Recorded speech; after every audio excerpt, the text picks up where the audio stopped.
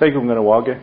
I want to make a couple of comments based on an article that people in the community may or may not have seen on the front cover of the Eastern Door. Actually, it was a letter to the editor, as well as front page of Iori wase back a couple of weeks ago about gaming in the community. Mr. Johnson put out some feelers, I guess, in the community and gotten some feedback, which is fair. But I needed to respond to some of the things that he's mentioning within the commentary that he has and the editorial that are not factual. So I'm just going to run through a few of the comments that he made. One of them talks about it not benefiting being gaming all of Ganawage. I believe it does at this point. Nothing has been hidden. Nothing has been through the shadows. It's been vetted either through council, through community, or what have you over the past at least 11 years since MIT has been running. And before that as well, when the gaming law was first put in place, it needs to be reminded to the community that it was done based on a charity casino by several individuals in the community who were asking for it.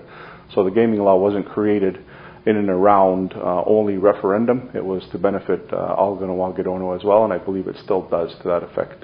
The monies that come in are distributed evenly, fairly throughout the community, regardless of what entity some of the monies will go to. It's dispersed based on budget and budgetary needs, everywhere from education to infrastructure to all of the other places that Mr. Johnson cites within his document. So it may not be a line item within the budget presentations that are done to the community as per 1.7 from the dividend of Continent 8, but it is directly input into all of the funds that go, again, to all of community. So I do believe that all of Ganawage do benefit.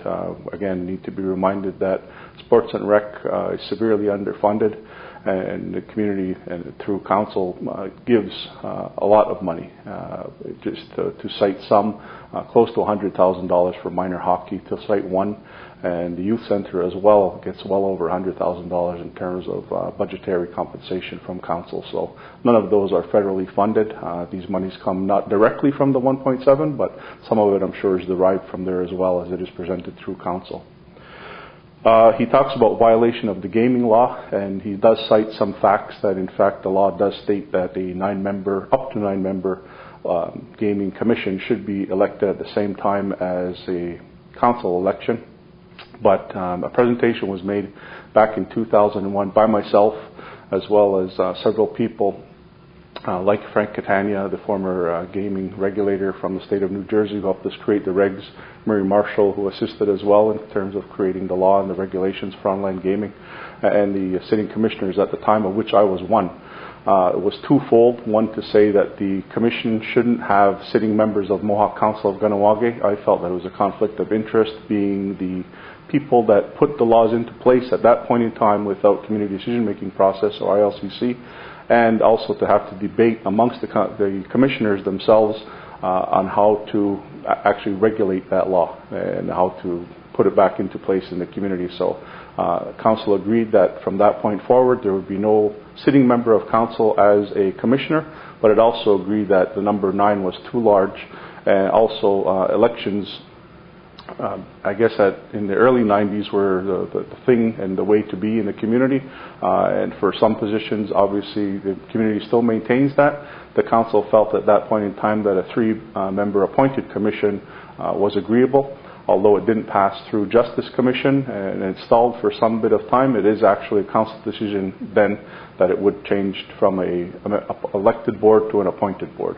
It's still an interim basis at this point. Now we're in the community decision-making process on ILCC, although the gaming law is not in there. There's an opportunity for anyone who would choose to put it into the legislative calendar, into the hopper, so to speak, and we can do something about it as a community. But it is an interim basis right now. It is a 3-appointed member board by council, and at about a year and a half ago by Ron Skye, who came forward as the director of justice and also oversees commissions within the community, felt that it was the best thing and supported council in terms of doing it again, in terms of an interim board being appointed. So he makes some valid points in terms of the law, but also I think there needs to be clarity for what council has done about the interim versus elected versus appointed. So I just wanted to give some clarity to that. That's happened as well. He talks about the 40% ownership of Continent 8. which is valid, but he also goes on to say that they're a multi-billion-dollar gaming company, which they are not. They're an offshoot from Mohawk Internet Technologies, which is wholly owned by Kahnawake, the Mohawks of Kahnawake, which does not distribute dividends.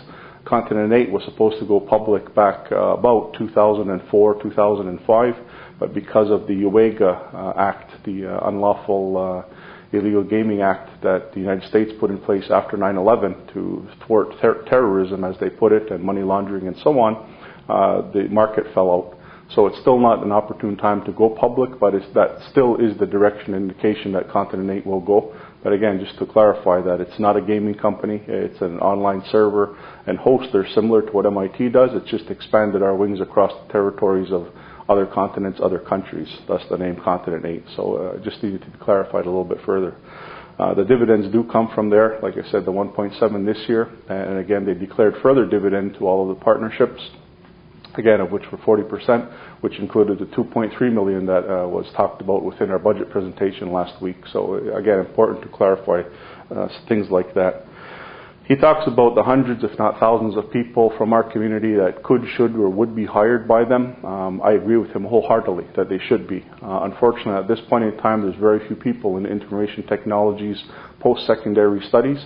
We have a hard time filling the roles just here at MCK. Ask anybody that has communication needs in this community, that has information technology needs in terms of being up to scratch, so to speak, in computer savvies and everything else that has to do with technology. We're grasping at straws. It's very hard to fill those. I would love nothing better than to see more people do it, and I've talked about it on K103 in the past, had debates on the radio, face-to-face at community meetings about how people could get involved. Go to school, stay in school, get your education. There's an opportunity there for everybody, not only in Kahnawake. Like I said, Continent 8 is in 4 other continents at this point. Take the opportunity to do so. He talks about the other jurisdictions taxing gaming. That's not true as well. The majority of the legitimate jurisdictions that do it similar to the way we have. We have been the world leader, although our license fees are a little bit low, which are going to be corrected fairly soon through the Gaming Commission, I'm led to understand. But most of the gaming companies wouldn't go to places that are taxed. It's very hard to get a handle in terms of taxation on the internet. Ask anybody else through FCC or anybody else that tries to regulate online activity. So it's just not done. It wouldn't be attractive to them, and maybe it seems unfair to some people that because they make so much money they should pay a tax. But a lot of them are good corporate citizens and have donated significant amounts of money into this community, and unfortunately some have even paid fines. So I think there are contributions, but to say that other jurisdictions tax them is just false. He talks about opening a community-owned truck stop, making more money than MIT, employing more people possibly. Personally, I think it's ludicrous. I think the future is in technology. This thing has led the way for Kahnawake for 11 years, and I hope that people stand behind it at this point. The silent majority, as he stays, is against it. I don't believe that's the fact. In fact, I would believe that a lot of people had to walk through those doors, have taken a look at what it is, that it's not a casino, that it's not a gaming company, and are amazed, if not astounded, by what has been developed here internally in Kahnawake in terms of a internet service provider and the main trunk line that we have and the amount of dark fiber. And I don't want to get into all the technicalities, but people like Cisco Informations Technology, some are smaller like Bell Communications in Canada, have come in and have been just dumbfounded. So it's hard to say that a truck stop would make more money or would benefit Kahnawake more. All the money that he talks about, where does it go? Again, I mentioned a few minutes ago about where it does go and how it's distributed within the budget. So if there are individual questions about the exact 1.7, we had decided that it would go into normal budget like every other dollar that comes in, whether it's CP rail monies, hydro in the future, or anywhere else. But if people have specific questions, they can be answered. We tried to differentiate that money last year. The same question was asked again this year. He talks about vision for our children in the future, not being bartenders or cocktail waitresses. I don't either. I just spoke a moment ago about people staying in school. Some of our children have an absolute advantage, if you will, to go into this type of field because we have the leading piece of technology in the whole industry right now at our fingertips, and also availabilities for other types of jobs anywhere around the world, from Malta to Gibraltar to Singapore to everywhere else where Continent 8 spreads its wings. The last piece I'd like to talk about is accountability. I believe we have been accountable, not only for the money, but for some of the travel things that he talks about, and how we've been able to exercise jurisdiction. I'm very proud of it. I believe that it's something that the community should be and would be, and hopefully is, proud of at this point. We are the world leader. There's nobody even close. I just mentioned on KTV yesterday that I traveled recently to Antigua, and the joke is, it's hard to travel that far into the Caribbean in mid-March, but it's extremely important. I don't travel very often. The KGC, the Kahnawake Gaming Commission, asked me to attend to meet with senior government officials, as well as the Financial Services and Regulating Commission there. I think it went very well. They signed a letter of intent, and hopefully they're going to amend their law, which would take an act of their parliament, so to speak, to put it in context of Canadian government, to accept and adopt what Kahnawake has, which is huge. They're an independent country since 1981, still a member of the Commonwealth, but for them to look up to someone like Kahnawake makes me extremely proud. So a few words from myself. I think it needed to be clarified, and if there are other questions, please feel free to contact me. So.